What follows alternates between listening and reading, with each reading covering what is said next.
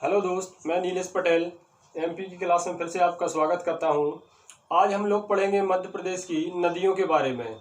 तो मध्य प्रदेश की नदियों के बारे में पढ़ेंगे। आपको पता होगा कि मध्य प्रदेश को नदियों का मायका कहा जाता है। तो मध्य प्रदेश को नदियों का मायका क्यों कहा जाता है? सबसे पहले तो देखें तो मध्य प्रदेश में यदि नदियों की बात की जाए तो कुल नदियों की संख्या जो है 207 नदी है मध्य प्रदेश में। ठीक है, मध्य प्रदेश में कुल नदी कितनी है? 207। मध्य प्रदेश को नदियों का मायका क्यों कहा जाता है? तो देखो, जिस प्रकार किसी लड़की का जन्म होता है अपने माता पिता के घर तथा वह दूसरे घर चली जाती है शादी के बाद, तो मायका जो है जिस घर में उसका जन्म हुआ है वह उसका मायका कहलाता है। तो इसी प्रकार यदि मध्य प्रदेश की बात की जाए तो मध्य प्रदेश में नदियों का जो है उद्गम होता है, सर्वाधिक नदियों का उद्गम होता है और जो जाति जो है दूसरे राज्य तथा दूसरे क्षेत्र में बहाव करती हैं, तो इसीलिए मध्य प्रदेश को नदियों का मायका कहा जाता है। तो सबसे पहले देखेंगे मध्य प्रदेश की जो नदी है, प्रमुख नदी है आपकी नर्मदा नदी। तो नर्मदा नदी को देखेंगे अपन, ये आपकी नर्मदा नदी। यदि नर्मदा नदी की बात की जाए तो यह मध्य प्रदेश की सबसे बड़ी नदी है। 1312 इसकी कुल लंबाई है। और यदि भारत की बात की जाए तो भारत की सबसे लंबी नदियों में इसका 5वां स्थान आता है। भारत की बात की जाए तो भारत में इसका 5वां स्थान आता है। मतलब इससे 4 नदी जो है इससे लंबी है। ठीक है, तो देखेंगे नदी जो है कहाँ से निकली है, टोटल जानकारी देखेंगे इसकी। यदि बात की जाए नर्मदा नदी की तो नर्मदा नदी मध्य प्रदेश के अनूपपुर जिला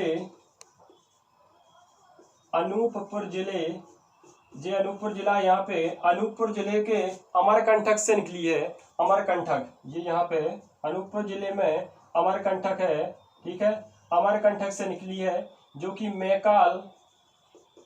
मैकाल श्रेणी के अंतर्गत आता है। ठीक है, यदि नर्मदा नदी के उद्गम की बात की जाए तो अनूपपुर जिले के अमरकंटक से मैकाल श्रेणी से निकली है।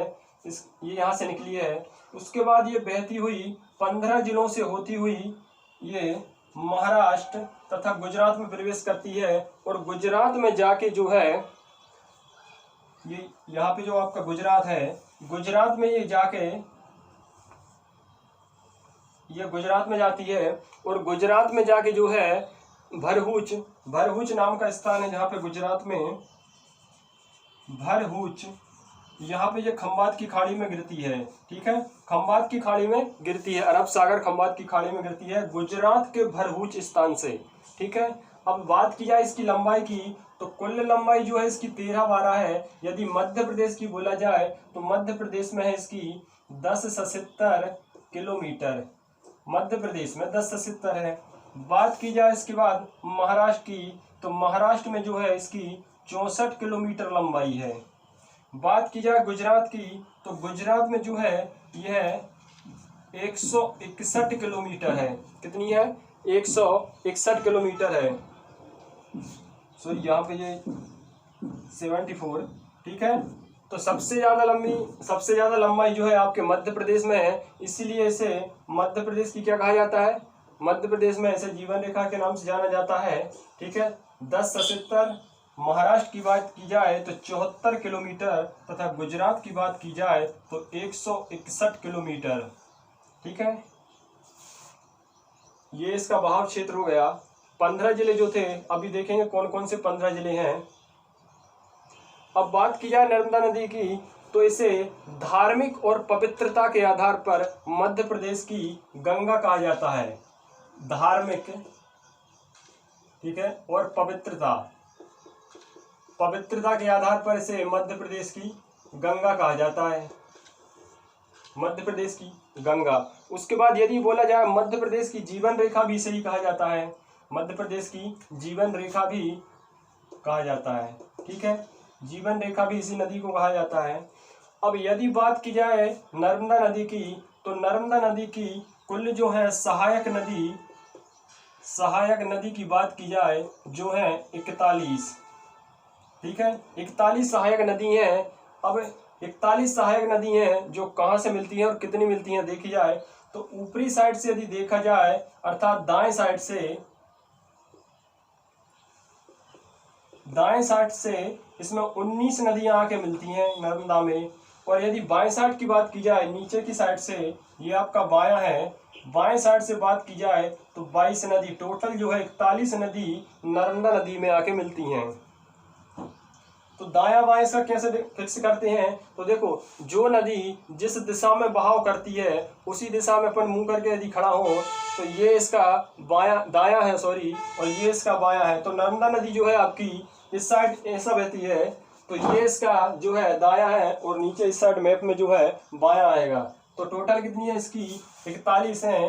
दाएं साइड से बात की जाए तो दाएं साइड से 19 है, और बाएं साइड से यदि पूछा जाए तो वो है आपकी 22 नदियां।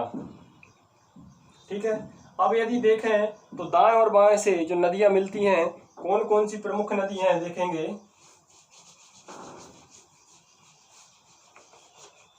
टोटल 41 तो देख नहीं सकते क्योंकि छोटी छोटी नदियां भी हैं, इसलिए कुछ महत्वपूर्ण नदी हैं वो देखेंगे।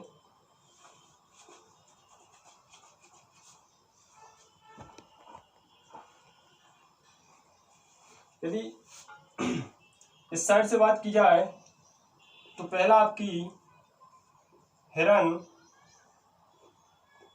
हथनी, जानवरों के नाम से है जो कि ऊपर है, एक ही जानवर का नाम आएगा जो कि नीचे है। ऊंटी, ऊंटी, ठीक है। ऊंटी के बाद आपकी आएगी तिंदोरी,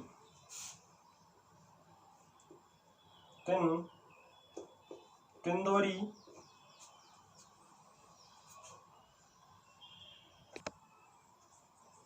इसके बाद आपकी आएगी मान, बारना, और एक है आपकी चंद्र, ठीक है।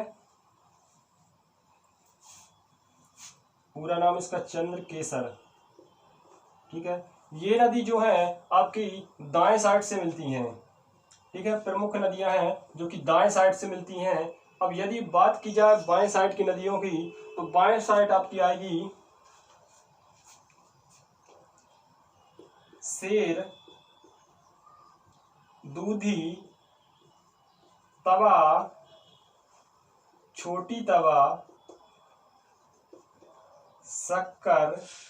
ये नदी जो है आपकी नीचे के साइड अर्थात बाएं साइड से मिली है, ठीक है।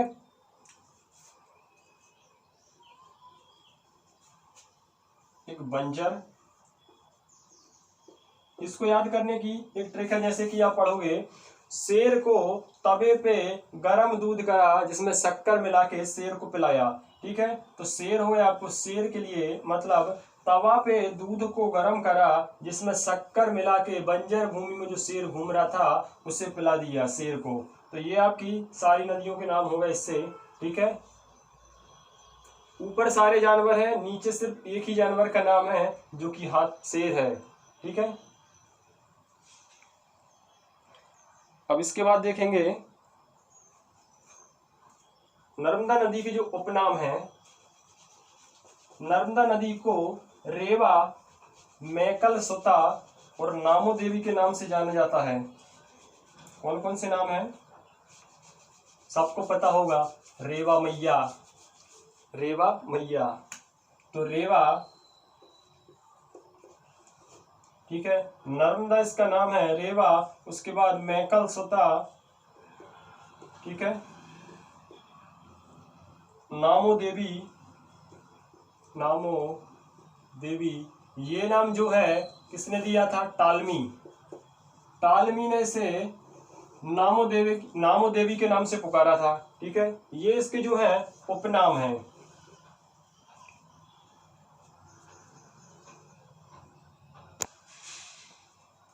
एक नाम और इसका शिवपुत्री, शिवपुत्री के नाम से भी इसे जाना जाता है। तो ये इसके उपनाम हो गए। अब इसके बाद देखेंगे नर्मदा नदी जो है 15 जिलों से गुजरती है। वह कौन कौन से जिले हैं?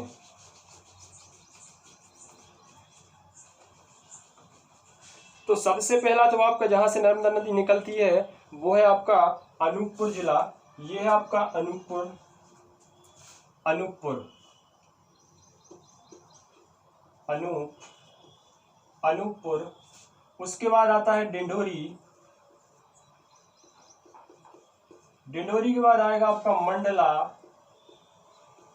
क्रम से लिखते जाना, ऐसे ही मैप बना के क्रम से लिखते जाना, ठीक है। इसके बाद आएगा आपका जबलपुर। जबलपुर, नरसिंहपुर, नरसिंहपुर, ठीक है। नरसिंहपुर के बाद आपका आएगा होशंगाबाद। ये आपका होशंगाबाद नर्मदा नदी के किनारे बसा हुआ है। होशंगाबाद के बाद आपका आएगा रायसेन, ठीक है। और रायसेन के बाद है आपका हरदा सीहोर। ये हरदा सीहोर, हरदा सीहोर।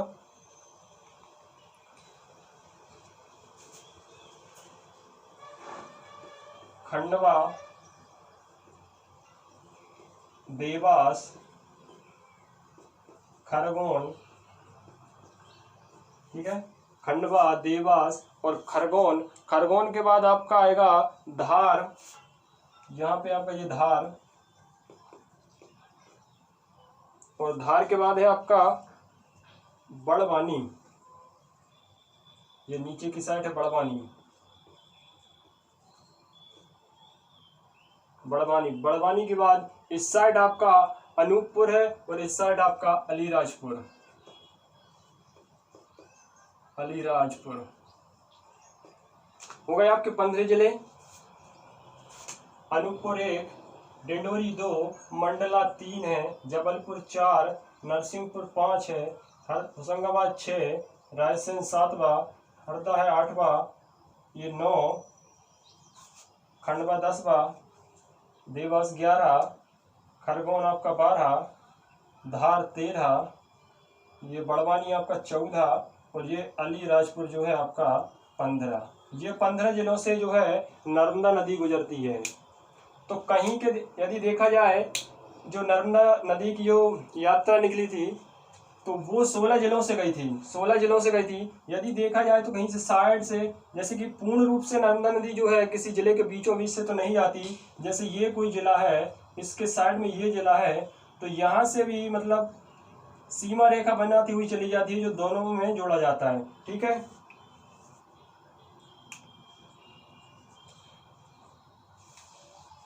इसके बाद पढ़ेंगे अपन चंबल नदी।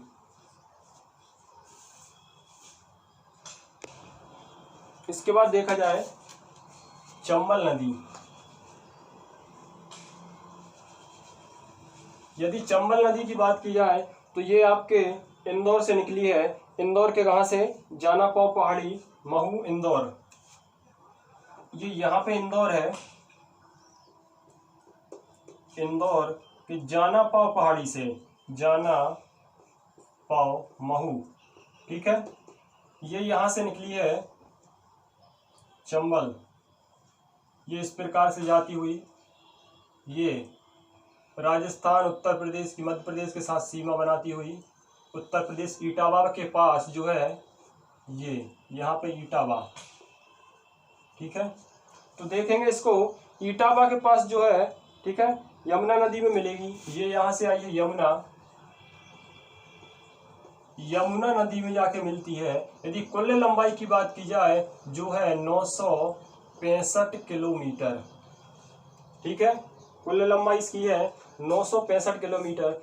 ऐसी कौन सी नदी है जो कि राजस्थान और मध्य प्रदेश के साथ सीमा बनाती है? यही नदी है जो सीमा बनाती हुई आती है, और यही सीमा उत्तर प्रदेश के साथ भी बनाती है, ठीक है। अब इसके बाद देखा जाए इसे, इसके बहाव की जो सीमा रेखा है राजस्थान के साथ कितनी बना रही है और उत्तर प्रदेश के साथ कितनी बनाती है। तो उत्तर प्रदेश की बात की जाए, ये यहाँ से आपका उत्तर प्रदेश लगेगा, और यहाँ पे जो राजस्थान से है, राजस्थान के साथ 216 किलोमीटर की सीमा रेखा बनाती है, 216 किलोमीटर।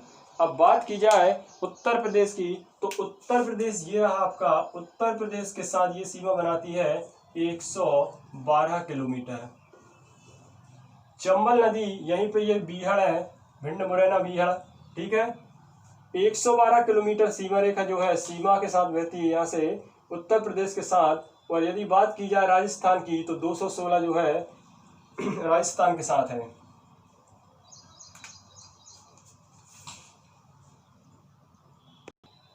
इसी नदी को पश्चिम मध्य प्रदेश की जीवन रेखा कहा जाता है। कौन सी? पश्चिम मध्य प्रदेश की। ठीक है, पश्चिम मध्य प्रदेश की जीवन रेखा कहा जाता है इसे।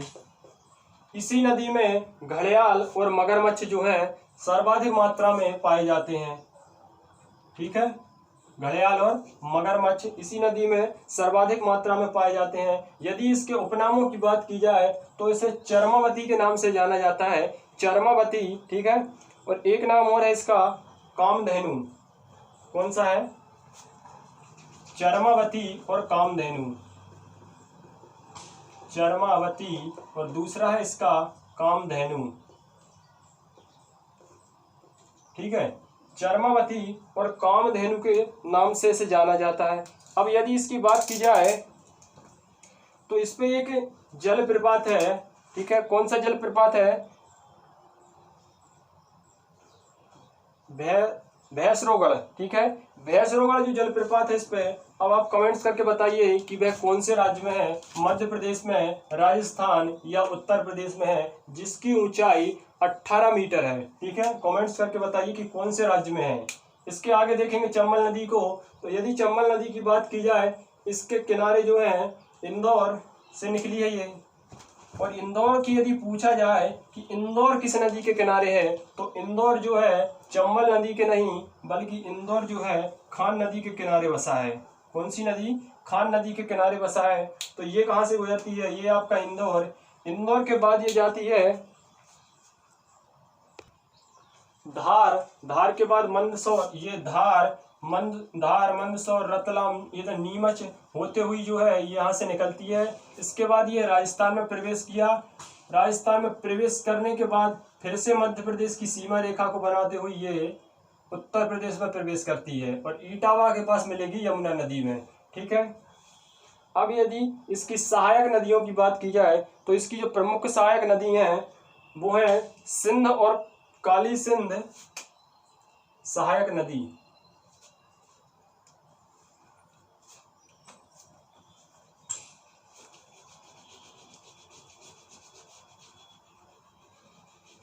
कौन कौन सी है?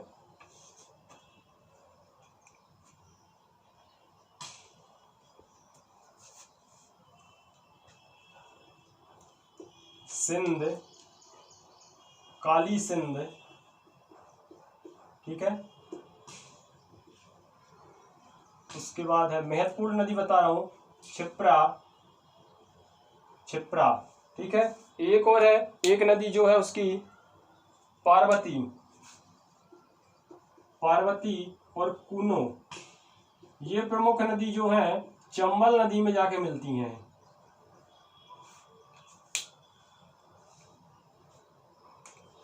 अब बात की जाए जो चंबल नदी है इस पे जो बांध है परियोजना यहाँ पे देखेंगे तो 3 बांध तो यहाँ पे है इसमें। पहला है आपका गांधी सागर, ये रतलाम। गांधी सागर बांध कहाँ है? मध्य प्रदेश के रतलाम में। इसके बाद है आपका जवाहर सागर, ये यहाँ पे ऊपर थोड़े मध्य प्रदेश के राजस्थान में जवाहर सागर। और जवाहर सागर के बाद बात की जाए तो उसके ऊपर थोड़ा है राणा। ठीक है, राणा सागर।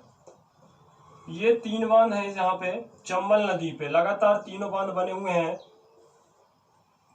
ये बांध जो है मध्य प्रदेश और राजस्थान के संयुक्त है, अर्थात जो भी पानी है इनमें बांटते हैं। ठीक है, तो इस प्रकार आज मध्य प्रदेश की 2 नदियों का कंप्लीट किया है। तो अगली क्लास में और भी नदियों को देखेंगे। ये क्या है, मध्य प्रदेश की बड़ी नदी थी तथा इनको डिटेल से जानना जरूरी था, इसलिए इनमें ज़्यादा टाइम लगा। आगे जो देखेंगे वो छोटी छोटी नदी हैं तथा कम फैक्ट तैयार होंगे उनसे। तो अगली क्लास में देखेंगे और भी नदी को। तो भाई साहब, आपको यदि वीडियो पसंद आता है तो लाइक कीजिएगा, कमेंट्स कीजिएगा कैसी वीडियो लगी, तथा चैनल को सब्सक्राइब कर लीजिएगा, ताकि जो भी वीडियो बने सब सब्जेक्ट आपके चालू होने वाले यहाँ पे क्लास में, जो भी सब्जेक्ट आपका चालू होगा यहाँ पे वो आपको अच्छे तरीके से पढ़ाया जाएगा। ठीक है, तो चैनल से जुड़ने के लिए सब्सक्राइब करें।